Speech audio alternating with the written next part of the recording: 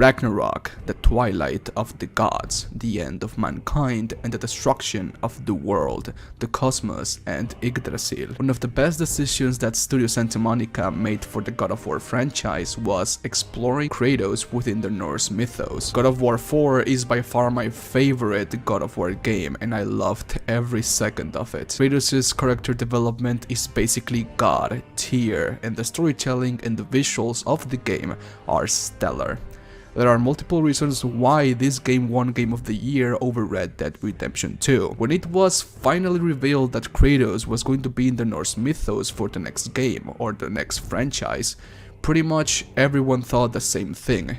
What if Studio Santa Monica explored the events of Ragnarok within this new trilogy? I mean, Kratos was basically the reincarnation of Ragnarok in Greek mythology.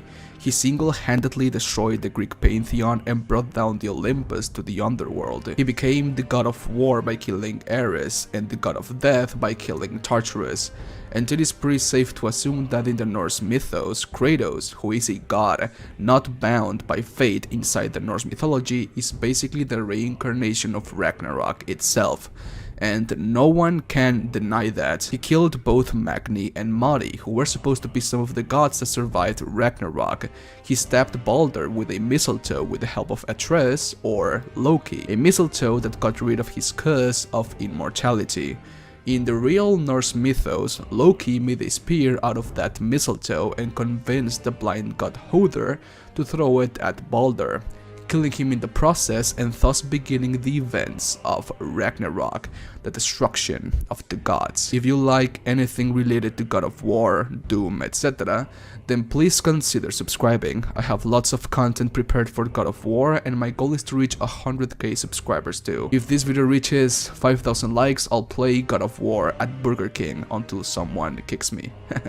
Enjoy. Kratos is Ragnarok itself. His existence alone has brought fear and despair to the Norse mythos, and he has begun the events of Ragnarok as well. And in that regard, which are the signs of Ragnarok? The first sign is the death or the murder of the god Balder. The second sign will be 3 uninterrupted winters. For 3 years straight, there will be a long, cold winter, one that will bring starvation, madness, and a world filled with wars for survival. And the third sign is the wolves from the sky, Skoll and Hati, devouring the sun, moon, and the stars, bringing an age of eternal darkness to Yggdrasil. So far, only one of the events has happened in God of War, which is the death of Balder, and I believe that we are going to see even more death and despair in God of War 5. It's crystal clear that not everything is going to play out the same way it did in the Norse mythology, but it's going to have kinda the same ending.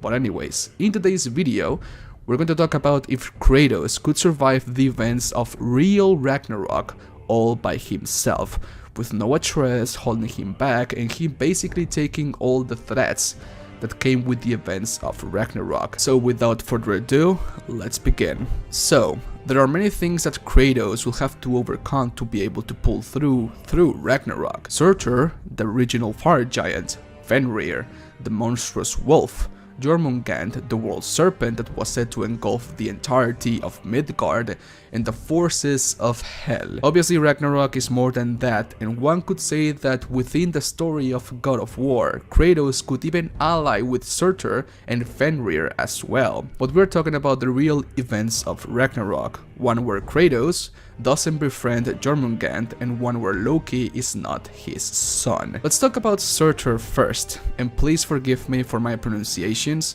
it's pretty hard for me to pronounce some of these names. Surtr is the original fire giant, one that came even before Ymir, and one that not even Odin in his prime could defeat. Surtr is as big as several mountains piled together, and with the help of his eternal flame, he was able to create his giant flame sword, which was said to be brighter than the sun itself.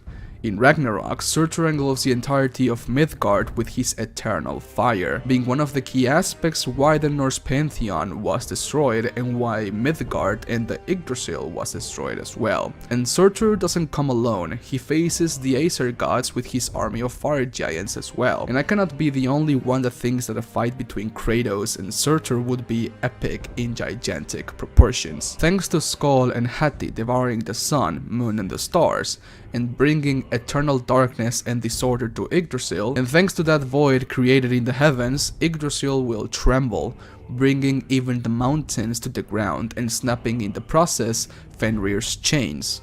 Ever since Fenrir was born, the gods noticed that he was an abnormality, one that could bring chaos to the Aesir gods, and thus, them not able to kill Fenrir, they bound him with chains. But even the gods knew that that wasn't going to be enough, as Fenrir had infinite strength, and that he only grew bigger with the passage of time.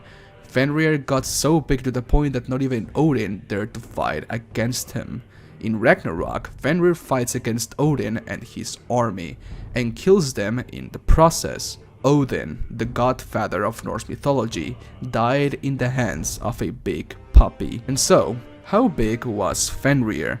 It is stated in the Norse mythos that when Fenrir opened his mouth, his lower jaw swallowed the water of the ocean, and that his upper jaw touched the clouds. With some help of Reddit and some comparisons with the land of Scavidania, I think that's how you pronounce it, Fenrir is theorized to be at least 40 kilometers tall and 100 kilometers large. So, that is a really big puppy. Thanks to the recent God of War game, we can at least know how Jormungand looks in the game. And to be really honest, I was not disappointed in its depiction. Jormungand is a heavy hitter. In Ragnarok, Jormungand and Thor are destined to slay each other, but while Jormungand is just fighting to slay Thor, Thor has time against him, because the more Jormungand lives under battle, the more poison will he spew out to the world. In the end, Thor manages to kill Jormungand, and yet, Thor was engulfed in so much poison that he could not move, and ultimately died because of the poison. And lastly, we have the forces of Hel, who allied with the army of fire giants to slay the Aesir gods. And so, could Kratos pull through the events of Ragnarok? Ragnarok will not end until the earth has been reborn, or until Yggdrasil is destroyed, and it will not end until Fenrir, Surtr and Jormungand are all dead. In my experience with God of War, Kratos is used to fighting against giants of this caliber. I mean, in God of War 1, Kronos was so damn big that it took Kratos 3 whole days to climb the mountain to get to Pandora's temple. He could definitely defeat the legions of fire giants and the army of Hel. They are just minions commanded by higher beings. Fenrir has limitless strength, but he was slain by Vidar, one of Odin's sons, with the help of a magical shoe. Yes, a magical shoe.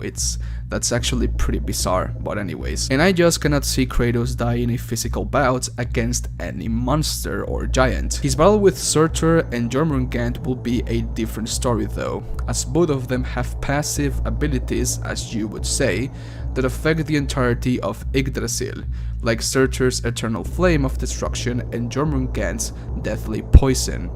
But then again, Kratos has shown many times that not even the biggest and strongest of monsters will kill him or defeat him, so I firmly believe that he could defeat both Jormungand and Surtr in a fight. What's important in this case is the aftermath of the fights. There are 2 endings in Ragnarok. One is eternal darkness, the destruction of creation and that nothing will be left, only a huge void, and the other is that after Ragnarok, the earth will be reborn. Even if Kratos perished in Ragnarok, he will not freaking die. He is cursed to live forever. Hell cannot contain his soul. The underworld cannot contain his soul. Fate is not bound to him. He is the struggler, forever struggling through the end of time. He has died 2 times, and in both of them he crawled all the way back to life. Death is but another obstacle to Kratos to overcome. And all of this was confirmed by Cory Barlog himself in an interview. In quote, "At the end of God of War 3, after laying waste to Olympus, Kratos leaves and, for me, goes on this really long wandering pilgrimage, a period of indeterminate time. We're not giving any specific number of years, but it's a long period in which he's trying to isolate himself, believing that it's not only what he deserves, but that it's the way he's going to fix things. He knows, at the end of that one, that he hasn't resolved anything. He realizes he's cursed, he's going to live forever. No matter what he does, he cannot freaking die. That's part of the torture he has to endure. But in order to do that, I think he realizes he needs to change." So yes, even if Kratos dies poisoned by Jormungand, burned by Surtr, or swallowed by Fenrir, his soul will not be contained in the underworld, and he will come back to life the times he needs. He is the god of war and death for a reason. So yes, he can survive Ragnarok, in my opinion. But what's your opinion? Let me know down below. This was my first video talking about God of War specifically. I've always wanted to do videos on the lore behind God of War, and what better way to start than with the biggest event that is yet to happen in the new franchise of God of War. If you enjoyed the video, please let me know with a like, and let me know down below in the comments what I should do or what should I explore for my next God of War video. These types of new videos are all thanks to my amazing supporters at Patreon. Without them, I couldn't do what I do for a living. I love you guys. Also, please consider following me in all of my socials. All the links you need are down below too. And so I'll see you guys again on Friday on my next Doom Eternal challenge video. Adios. I love you. Bye. Mwah.